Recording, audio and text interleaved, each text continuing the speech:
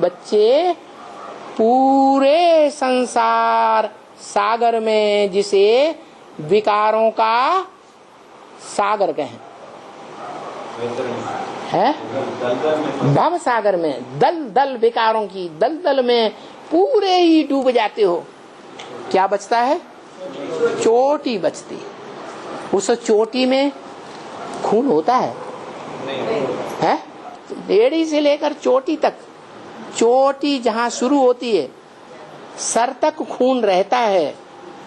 Sir के ऊपर जो चोटी है उसमें खून नहीं रहता। और अभी अभी भी बताया क्या, जब टोटल इस सृष्टि का विनाश होता है उस समय वो विनाशकारी जो गाया जाता है वो पत्थर बुद्धि टोटल 100% पत्थर हो जाता है या ज्ञानी रहता है?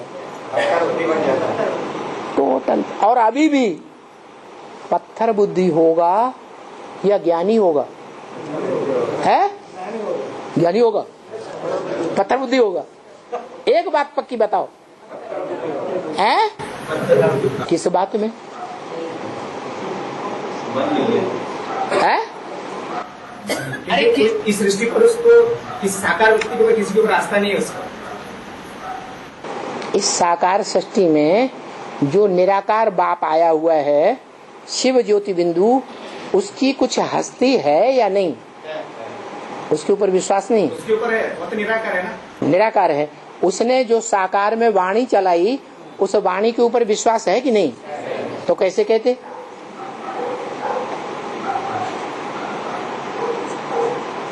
वाणी पे आस्था नहीं है? वाणी पे आस्था, मुरली से प्यार, तो कैसे कहते आस्था नहीं? उसका कोई साकार में कोई बाप नहीं है। बाबा अभी जो आप कहा ना, जो पत्थर है वो विनाश करने के लिए जो उसका जो मन की जो भावना है तो सब खत्म हो गई। खत्म हो गई। वो संकल्प ही नहीं है कोई किसी प्रकार का, अच्छा भी नहीं तो बुरा भी नहीं, बस बाप समान बन जाए। नहीं, बाप समान नहीं कहेंगे। बाप तो एवर प्योर है, वो विनाशकारी है। और विनाश तभी होता है जब विविचारी होता है। कब होता है? जब महाविविचारी होता है तब ही विनाश होता है। और महाविविचारी जो होता है वो दूसरों के सुख को छीनता है, तब महाविविचारी होता है, या बिना छीने महाविविचारी होता है? वो क्या इतना ज्ञान नहीं रखता? ये 16,000 आत्माएं जन्म जन्मांतर किसी की पत्नियां बन के रही हैं। ये बुद्धि में ज्ञान होता है या नहीं? होता है। उसके बावजूद भी है 16,000 पत्नियां रखता है ना, तो बाबा रोना रोते हैं मुरली में। शिव बाप कौन रोना रोते? शिव बाप ब्रह्मा के मुख से कहते हैं, अमृत छोड़ बिख काहे को खावे। खास किससे कहते हैं? है? उसी बच्चे को कहते हैं, छोड़ता ही नहीं। इस एक बात में, एक पॉइंट में वो आत्मा पत्थर बुद्धि है टोटल या नहीं है? और जब बाप ही टोटल पत्थर बुद्धि है तो औरों का क्या हाल होगा? है ना? तो बताया कि शिवरात्रि आ रही है। क्या आ रही है? शिवरात्रि के दिन जो शिव की यादगार मंदिर हैं उनमें जाकर के तुम बच्चे जो पवित्रता की यादगार, परम पवित्र की यादगार, एवर प्योर की यादगार शिवलिंग है। कौन है? शिवलिंग। उसको प्रैक्टिकल जीवन में परम पवित्र कहेंगे या उस शिवलिंग में जो आत्मा बिंदु रूप में है, हीरो हीरा, उसको युक्ति बनाने वाली, युक्ति बताने वाली आत्मा को कहेंगे। बताने वाले हीरो पार्ट नहीं, उस हीरो पार्टधारी आत्मा को युक्ति किसने बताई? शिव बाप ने बताई। तो जिसने युक्ति बताई वो उसका गुरु हुआ या नहीं हुआ? नहीं हुआ, हुआ गुरु। तो जो गुरु है वो बड़ा या चेला बड़ा? गुरु बड़ा हुआ ना। और गुरु ये आज्ञा देता है, फरमान जारी करता है, क्या? पवित्र बनो, योगी बनो। और 80 साल हो गए, वो यज्ञ के आदि से ही कपड़े धोने का काम करता है, प्रैक्टिकल में धो भी। शिव बाप धोता है, शिव बाप की आत्मा धो भी है प्रैक्टिकल में, है? वो तो नहीं धो भी है। तो कहता है कि मैं तुम बच्चों को आप समान निराकारी, निर्विकारी, निरहंकारी बनाकर जाऊंगा।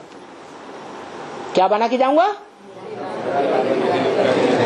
निरहंकारी बना के जाऊंगा। मैं बाप हूं क्या?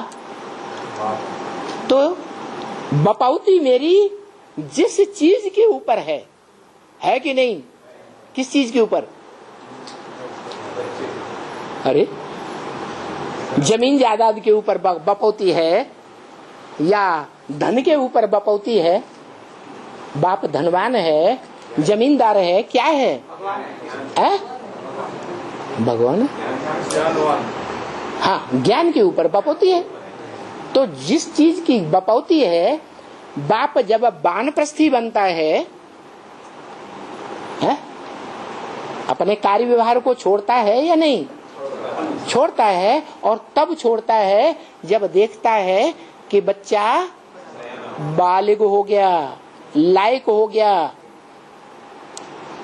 जिस चीज पर मेरी बपौती है उसको संभाल सकता है, तब ही देगा वर्षा। या बच्चा बुद्धि को वर्षा दे जाएगा, है? तो वो विरुद्ध करता है कि मैं तुम बच्चों को आप समान बना के जाऊंगा, अपने समान, निराकारी, निर्विकारी, निरहंकारी, अखूट धन संपत्ति का मालिक बनाकर जाऊंगा। नहीं तो बना कर जाता। इस जीवन में, संगम युग में, एक जन्म की गारंटी है। चढ़ती कला, चढ़ती कला, चढ़ती कला, तेरे बहाने सर्व का भला। उसके आगे के जन्म की गारंटी नहीं है। आगे के जन्म में उस संपूर्ण ज्ञान का वर्षा लेने वाला जो है मनुष्य सृष्टि का पिता, वो जो रचना रचता है, वो रचना चढ़ती कला वाली पैदा होगी या उतरती कला वाली पैदा होती है? चढ़ती कला वाली। हाँ, जो सतयुग में कृष्ण बच्चा पैदा होगा, 16 कला संपूर्ण तो पैदा होगा, लेकिन वो सुख भोगने वाला होगा या नहीं होगा? सुख भोग कर सृष्टि पैदा करेगा या नहीं पैदा करेगा? सुख भोगेगा। लक्ष्मी नारायण का चित्र साक्षात्कार से तैयार किया किसने? शिव बाप ने तैयार कराया। उस चित्र में राधा कृष्ण को देखो, रचना को, और रचयिता लक्ष्मी नारायण को देखो, जो ज्ञान प्रकाश की दुनिया में खड़े हुए हैं। क्या फर्क दिखाई पड़ता है सुख भोगने के कार्य में? वो वाइब्रेशन का सुख ले रहा है, लक्ष्मी नारायण, ये इंद्रियों का सुख ले रहा है। हाँ